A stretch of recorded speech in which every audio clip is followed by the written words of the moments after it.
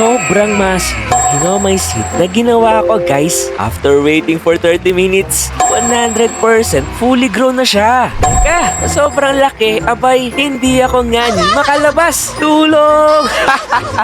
Guys, pa-follow ako dito sa TikTok natin ngayon.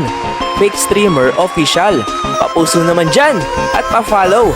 Excited na akong gumawa ng mga ganitong videos para sa inyo. Hello guys! May kasama tayo sa paggawa ng new method using Hinnomycin. Kasi kita nyo naman, wala na akong mga sprinklers. Kaya tutulungan niya tayo magpalaki ng Hinnomycin. Shoutout sa'yo! Bear X, shoutout din kila Artel at Ashton. Hello sa inyo!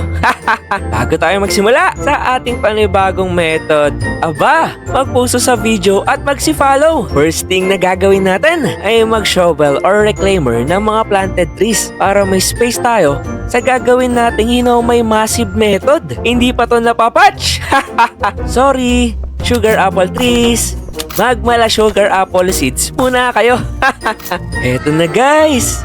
I asked Bear X to put all the required sprinklers like Master, Godly, Advanced, and Basic. Thank you! At ilapag na natin syempre ang mga mooncats. As usual, baka mooncats yan! At syempre, ang ating Triceratops. Diligan natin ng paunti-unti para lumaki ng gusto. Ang ganda ng form ng mga sleeping cats. Sayang, matagal kasi cooldown ng Triceratops. 3 minutes pero okay lang. Mamaya baka saktong madali. Uy, nag-gold! Agad!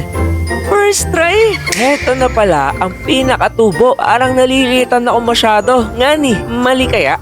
Kada tama ng Tricera, di naman lumalaki. Ganito ba talaga yun? I smell something wrong.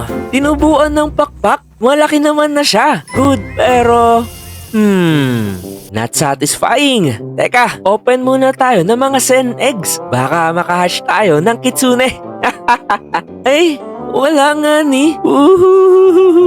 Yun!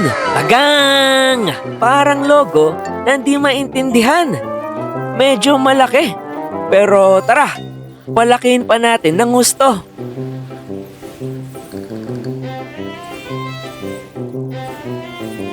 Uy!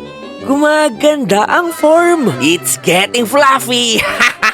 Ang ganda! Finally, tinubuan din ng mga pakpak. Grabe, ganito pala feeling pag sunny side up egg. Nakaka-inlove yung pagkabunga niya. Ngayon lang ako nakakita ng ganito.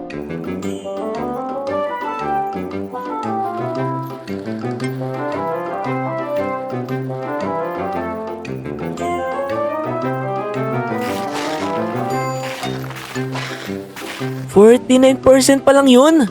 What? Eto guys, other POV sa labas. Di kasi makalabas karakter ko sa loob. Nalak ako nga ni. Hindi talaga ako makalabas. Tara, teleport sa garden. Bagang! Ang ganda! May shock mutation pa nga ni. So beautiful. Hanggang dito na lang guys. Mag-like at mag-follow. Kita-kits tayo sa panibagong video. Suggest kayo ng gusto nyong i-content ko sa susunod. See ya!